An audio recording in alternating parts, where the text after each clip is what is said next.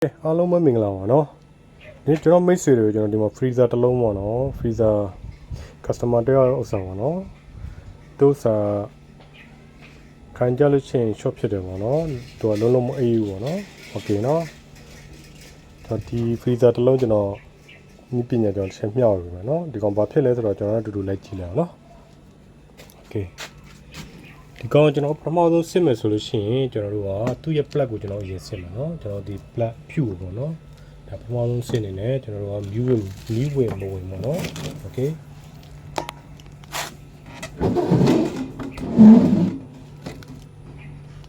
ဒီပထမဆုံးစစ်နေတယ်ကျွန်တော်ရှင်းပြရမယ်နော်ကျွန်တော်ဒီ plug တွေကိုရင်စစ်မယ်နော်ကျွန်တော်တို့ plug ကဖြူကိုကျွန်တော်ရင်စစ်မယ်ဒီကောင်မရှိပါတော့โอเคတော့တစ်ဆင့်ကြီးကျွန်တော်စစ်ကြတယ်เนาะဘာလို့လဲသူရှိမှတော့မီးမဝင်ဘူးလို့ပြောတယ်တော့เนาะโอเค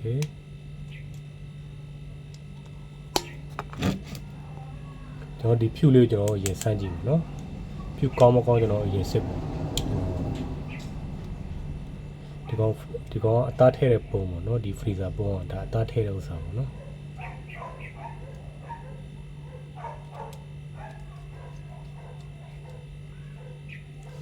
ဒီကောင်ကျွန်တော်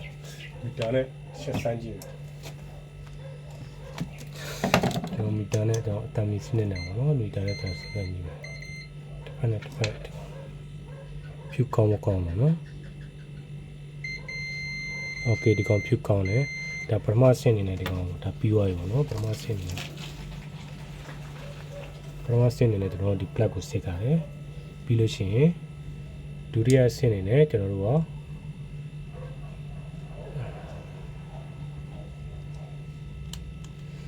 ဒုတိယဆင့်နေကျွန်တော်တို့ကကွန်ပျူတာဖုန်းပေါ့နော်โอเคဒုတိယဆင့်နေကျွန်တော်ကွန်ပျူတာဖုန်းဒီဖုန်းကျွန်တော်ဖွင့်မယ်နော်ကျွန်တော်ဒီဖုန်းတစ်ချက်ဖွင့်မယ်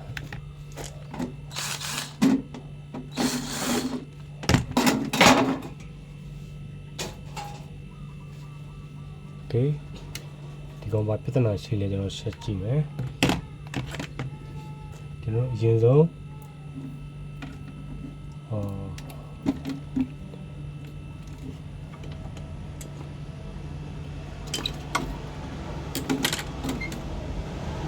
ဆက်မလဲဘူးပေါ့နော်ဆက်မလဲဘူးပေါ့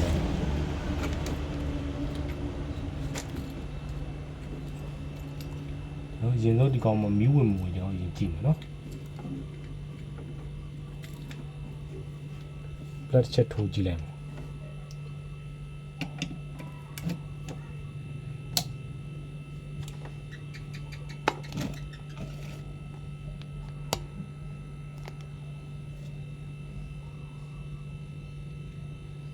ဒီမှာမီးဝင်တယ်နော်ဒီမှာမီးစပလိုက်ရရှိရပါနော်တွေ့ရလားမသိ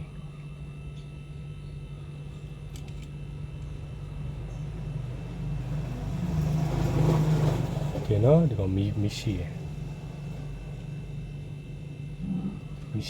ဆိုတော့ကျွန်တော်ဆက်ပိတ်လိုက်မယ်ပြီးလို့ရှိရင်ကျွန်တော်တို့ကဒီလိုလေးကိုကျွန်တော်ရင်စစ်မယ်နော်ကျွန်တော်ကွန်ပျူတာမရောင်းဆိုလို့ရှိရင်ကျွန်တော် relay လေးကိုကျွန်တော်ရင်စစ်ကြည့်မယ်နော်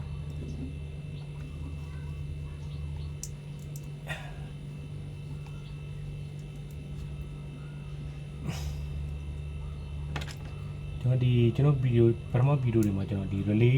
time on time နေ relay ကောင်းမကောင်းကျွန်တော်ဒါလေးတွေကျွန်တော်တင်ပေးထားတယ်နော်အဲ့မှာတစ်ချက်တော့ကြည့်လို့လည်းရတယ်နော်ကျွန်တော် relay time on time နေလေးစာဆိုကျွန်တော်ပြောပြထားတယ်ပြီးလို့ရှိရင်ကျွန်တော်တို့ဒီကွန်ပျူတာမှာဘယ်ဥစ္စာကိုဘယ်လိုတက်မလဲဆိုတာပေါ့နော် block host power မှာ relay block host power တက်မယ်ကျွန်တော်ကွန်ပျူတာ block host မှာကျွန်တော်ဘယ်နှကောင်အားမှာနောက်ပြီးတော့2 watt block မှာကျွန်တော်ဒီ relay block host power တက်မယ်အကုန်လုံးကျွန်တော်ပြပြထားရှိရเนาะကျွန်တော်ဗီဒီယိုတွေမှာတော့ကြည့်လို့ရတယ်เนาะ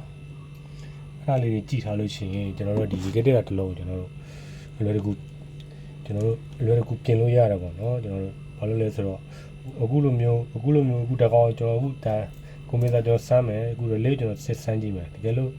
သူကကွန်ပျူတာကောင်းတယ် relay ပြတ်နေရဆိုရင်ကျွန်တော်တို့ကဒီ relay လေးဖြုတ်လဲပြီးအောင်ပေါ့နော်ဒီကောင်က relay ဒီကောင် overload ပေါ့နော်ဒီကောင်တော့ကျွန်တော်ဖြုတ်လိုက်တာဒီကောင်ကတော့ relay ပေါ့နော်ဒီ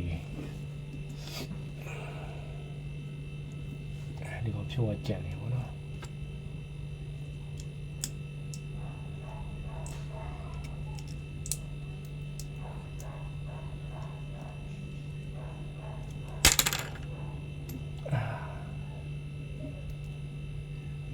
ก็จ่าว่าเราก็ตันจีไล่เนี่ยช่วงนั้น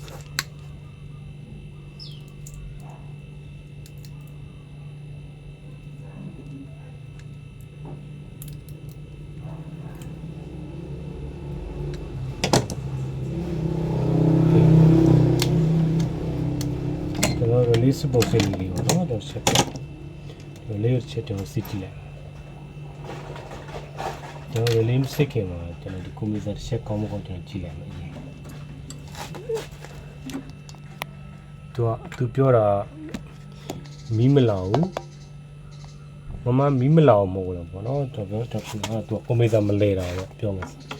computer မလဲတာဆိုတော့ computer ပြတ်တာလားကျွန်တော်ဒီ relay ပြတ်တာလားကျွန်တော်ရှင်းသူတိုင်းကြည့်နေတာ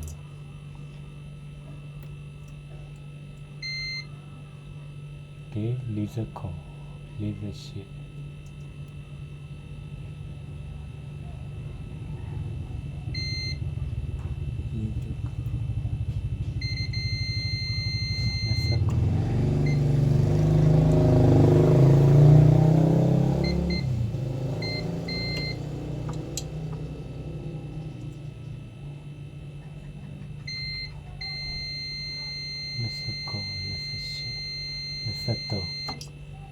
ကျွန်တော်ကြည့်ရတဲ့လောက်က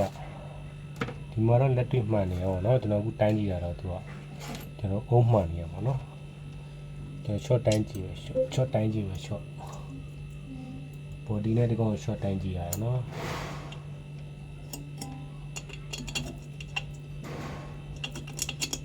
ကျွန်တော် computer short ဖြစ်နေလို့ရှိရင်ကျွန်တော် computer မကောင်းလို့ရှိရင်ကျွန်တော်ဒီ body မှာ body နဲ့ဒီလိုတိုင်းလို့ရှိရင်တော့ဖားစဲအသက်မီရောเนาะကျွန်တော်တမ်းပြီးအဲ့ဒါကို short ဖြစ်နေတယ်เนาะ computer အခုဒီကောင်ကျွန်တော်တိုင်းကြည့်ရတော့ဘာမှမမြင်ဘူးပေါ့เนาะ okay လောလောဆယ်ကျွန်တော်တိုင်းကြည့်တာ computer ကတော့ကောင်းမဲ့လားလောက်မရှိဘူးပေါ့เนาะဒါပေမဲ့ကျွန်တော်ကအဲ့လိုမျိုးတရားရဂိုင်းတော့ပြောလို့မရဘူးပေါ့เนาะကျွန်တော်ဒီမှာ relay တစ်ချက်စမ်းကြည့်ပါเนาะကျွန်တော်အခုဒီမှာ overload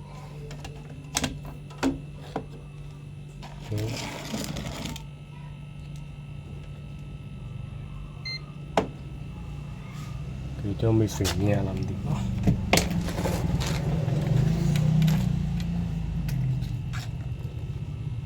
းကျွန်တော်ဒီ relay ကိုကျွန်တော်စမ်းမပုံတာကျွန်တော်ဒီကောင်နဲ့ကျွန်တော် relay တိုင်းလို့ relay တိုင်းလို့ရှိရင်ဒီကောင်နဲ့ကျွန်တော်တိုင်းကြည့် okay ဒီလိုမျိုးပါစေဒီလိုမျိုးမြည်တယ်ဆိုရင်ဒါ okay ဒီလိုမျိုးဆိုရင်ဒါဒီ overload ကောင်းတယ်ပေါ့နော်ဒါဒီ overload ကောင်းတယ်ပေါ့နော်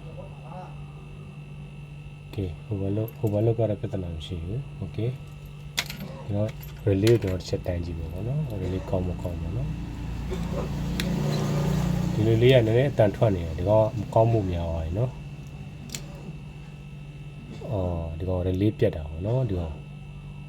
ဒီဆက်မရခြင်းအကြောင်းရင်းဟာဒီ relay ပြတ်တာပေါ့နော် okay ကျွန်တော်အခုဒီကောင်တိုင်းတယ်ဒီကောင်ပါစေအတန်မီးပေါ့နော်ဒီကောင် okay ကျွန်တော်ကောင်းတဲ့ကောင်တကူကျွန်တော်တိုင်းပြမှာဒီကောင်ထဲမှာလည်းဒီကောင် short ဖြစ်သွားပြီပေါ့နော်ဒီကောင်ထဲမှာလည်းဒီကောင်တို့လှုပ်ကြည့်လိုက် okay ဒီကောင်လှုပ်ကြည့်လိုက်တဲ့ထဲမှာလည်းဒီကောင်ဒါ short ဖြစ်ထားတယ်ဒီကောင် okay အဲ့ကျွန်တော်တစ်ခုယူမယ်နော်ကျွန်တော်တစ်ခုယူပြီးကျွန်တော်တိုင်းပြပါနော်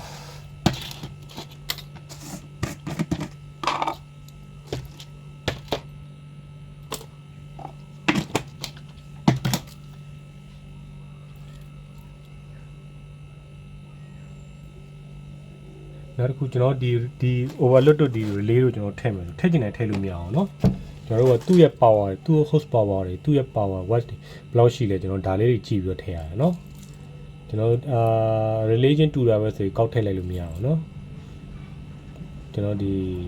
relay တို့ overload တို့ကကျွန်တော်ဒါသူ့ရဲ့ power ဘယ်လောက်ရှိလဲ computer မှာကျွန်တော် watt ဘယ်လောက်ရှိလဲဒါကိုကြည့်ရတယ်เนาะကျွန်တော်တို့ကဒီ ဒီ compressor ဘယ်နှကောင်အားလဲဒါလေးတွေကျွန်တော်ကြည့်ရတယ်နော် okay အဲ့တော့ဒီrelay ကပြတ်နေပါတော့ okay ဒါကျွန်တော် relay အစ်စ်ပေါ့နော်ကျွန်တော် relay အစ်စ်ကိုကျွန်တော်ချက်တိုင်းပြမယ်နော်ဒီကောင် spare ရှိမရှိပါနော် okay ဒါ relay အစ်စ်ဖြစ်တဲ့အတွက်ပြောမှာဒီကောင်အတန်လည်းမြည်ရနော်ဒီကောင် okay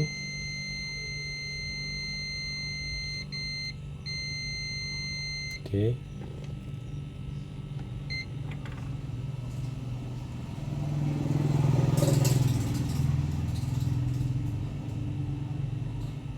ကောင်မှာ22အောင်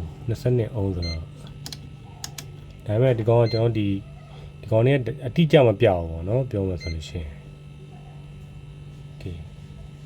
22အောင်22ပို့22အောင် okay ကျွန်တော်ဒီကောင်သုံးလို့ရတယ်ပေါ့နော်ဒီကောင်ကျွန်တော်ဒီလေးကျွန်တော်အစားထိုးမယ်ဒီကောင်18လောက်ပဲရှိရယ်သူ့မှာရေးထားတာကျွန်တော်ဒီမှာ22အောင်ရေးထားတယ်နော်ဒါပေမဲ့ကျွန်တော်ပြဿနာမရှိဘူးပေါ့ဒါသုံးလို့ရတယ်ပေါ့နော် okay ကျွန်တော်သူ့ရဲ့ overload ကိုကျွန်တော်ဒီ overload ကျွန်တော်ပြန်သုံးမယ်နော် overload ကဘာမှမဖြစ်ဘူးကျွန်တော်ကြည့်ရအောင် overload ကကောင်းသေးတယ် overload ကတန်ကြီးလေးတက်ရတာလည်းကျွန်တော်တန်ကြီးလေးနဲ့ပုတ်ပြ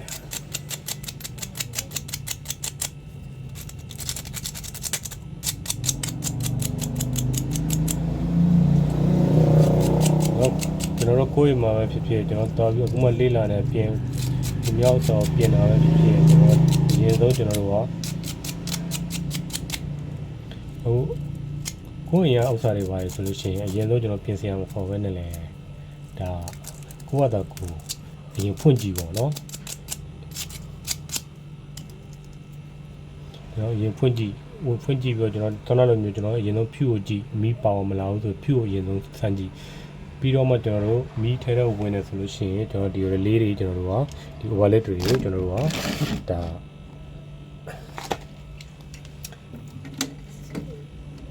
ချက်စစ်ကမှာပေါ့နော်ကျွန်တော်မီတာနဲ့ချက်စစ်လိုက်ပါနော်ကျွန်တော်မီတာနဲ့ဥမာခုမှမီတာမရှိဘူးဆိုရင်တော့ကျွန်တော်တို့ကဒီကောင်လေးကိုတစ်ချက် relay ဒီ relay ပြတ်တယ်ဆိုလို့ရှိရင်ကျွန်တော်တို့ကဒီကောင်လေးကိုတစ်ချက်ခောက်ကြည့်ခိုင်ကြလို့ရှိရင်ကျွန်တော်တို့က relay ပြတ်တယ်ဒါပေမဲ့ခောက်ကြည့်လည်းမသိအောင်ဒါပေမဲ့မီတာနဲ့ဆမ်းမှသိရတယ်ခိုင်ကြလို့ရှိရင်ကျွန်တော်တို့ကဒီ relay ပြတ်လို့ရှိလို့ရှိရင်ကျွန်တော်အထဲမှာအခုဒီကောင်ဆိုလို့ရှိရင်ဒါအရင်သိတာတယ်ဒါအထဲမှာဒီကောင်ကျွေသွားပြီဒီကောင်သူချစ်ပြားလေးရဒီကောင်ချစ်ပြားလေးဒီကောင်ကျွေသွားပြီပေါ့နော်ကျွေသွားတဲ့အတွက်ကျွန်တော်ဒီမှာဘယ်လိုခောက်လို့ရှိရင်အတန်မြည်ရချက်နဲ့မြည်ရဒါချက်နဲ့မြည်ရနော်โอเคအဲဆိုရင်ကျွန်တော်ကောင်းမကောင်းတိတာနော်တကယ်လို့ကိုကမီတာနဲ့တိုင်းတာအကောင်းဆုံးပဲပေါ့နော်ဒါပေမဲ့ဒီလိုမျိုးမြည်နေပြီဆိုလို့ရှိရင်ဒါတိုင်းစရာမလိုဘူးပေါ့နော်ဒီကောင်ဖြုတ်လဲလိုက်လို့ရတယ်နော်ဒီနော်ဒါပေမဲ့ကျွန်တော်လူမျိုးဖြုတ်တဲ့ခါကြလို့ရှိရင်ကျွန်တော်ကမမှားဖို့တော့လိုတာပေါ့နော်သူဘက်မမှားဖို့နဲ့ကျွန်တော်တို့သူ့အတိုင်းသူပြန်တတ်ဖို့ပေါ့နော်ဒါမျိုးဒါတွေကအရေးကြီးရနော်ဟုတ်ပြီဒီမှာတက်လို့ပြီးပြီဒီနှစ်ခုကျွန်တော်ပြန်တက်လိုက်မယ်နော်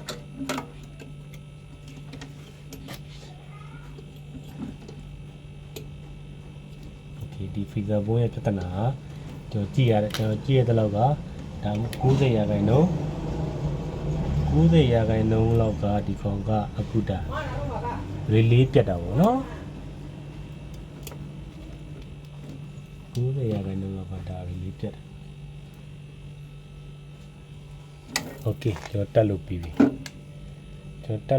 ဆိုတော့ကျွန်တော်တစ်ချက်ပြီး close ဖွင့်ကြည့်မယ် compressor run ပေါ့နော်ကျွန်တော်တို့ကဒါ compressor မ run ဘူးပေါ့နော် compressor လုံးလုံးမလာ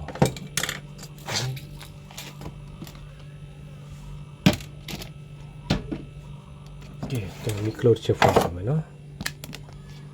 ကျွန်တော် close တက်မယ် close တက်ပြီးတော့ကျွန်တော်မှာ ချက်ဖွင့်ကြည့်မယ် okay good ဒါ compressor လဲဝိုင်းပေါ့နော်တန်ကြားလာမသိcompressor လဲဝိုင်းဒီပါ okay ဒီ freezer ဘုံရဲ့ပြဿနာကကျွန်တော်တို့ကဒါ relay ပြတ်တာပေါ့နော်ဒီကောင်ကဒါဆက်လောင်တာမဟုတ်ဘူး relay ပြတ်တာ okay နော်ဒါဒီလိုမျိုးကိုယ့်ဘာသာကိုဒါတွေကကိုယ့်ဘာသာကိုဒါဖြုတ်လဲလို့လည်းရတယ်ပေါ့နော်ကျွန်တော်ပြင်စရာမခေါ်ဘဲနဲ့ကိုယ့်ဘာသာကိုစစ်ပြီးတော့ဖြုတ်လဲလို့ရမယ်ဒါ relay ပြတ်တာ okay ကျွန်တော်ထဲမှာတစ်ချက်ကြည့်လိုက်မယ် ဘာလို့လဲဆိုတော့ तू ကမီးမလာတော့လို့ပြောတဲ့အတွက်ကျွန်တော်ဒီမီးသီးလေးကျွန်းသွားရဆိုလို့ရှိရင်ဒီကောင်လေးတွေကျွန်းသွားရင်လည်း तू ကမီးမလာရှိရနော်ဒါပေမဲ့ဒီကောင်ကျွန်းအောင်လည်းကျွန်တော်အထဲမှာကျွန်တော်ဒီကွန်ပျူတာမှာမီးရှိတဲ့ကွန်ပျူတာမီးသွားတယ်မသွားဘူးဆိုတော့ကျွန်တော် testmin နဲ့ကျွန်တော်စမ်းကြည့်ရတယ်နော်မစမ်းလို့မရအောင်နော်โอเคအခုဒီကောင်ရဲ့တစ်ချက်ကကျွန်တော်တို့ relay လောင်တာဖြစ် relay တက်သွားတော့မှာနော် relay short ဖြစ်သွားတဲ့အတွက်โอเคဒါကြီးကြီးမမဟုတ်ဘူးပေါ့နော်ဒါပြောမှဆိုရင်ဒါဆိုလို့ရှိရင်ဒါစင်ပြေသွားပြီပေါ့နော်ဒီကောင်ဒါဆိုလို့ရှိရင်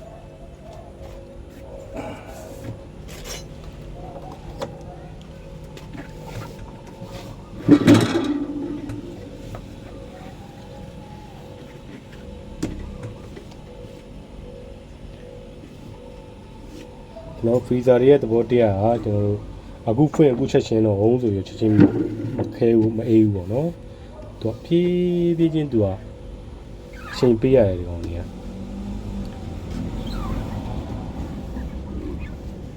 တော့တဲ့ဒီကောင်ဆက်တော့အရှင်နေကောင်းသွားပြီပေါ့နော်ဆက် run သွားပြီပေါ့နော် okay ရခဏဆောင်းလိုက်ပေါ့နော် in a okay အေးလိုက်လာပြီနော်ကျွန်တော်တို့ဒါကျွန်တော်ဒီဘေးမှာကျွန်တော်အေးလိုက်လာတော့ချက်ချင်းတော့မအေးဘူးဒါပေမဲ့အေးတော့လိုက်လာပြီဒီကောင်ရဲ့ပစ်ချက်က relay ပြတ်တာ okay နော်ဒါဆိုလို့ရှိရင်ကျွန်တော်ချင်းကြီးကိုလောက်ဆိုနားလည်းတော့ပေါ့မလို့ထင်ပါတယ်နော်အားလုံးပဲဒီနေ့တော့ဒီလောက်ပါပဲနော်အားလုံးပဲကိုပိုင်ပါ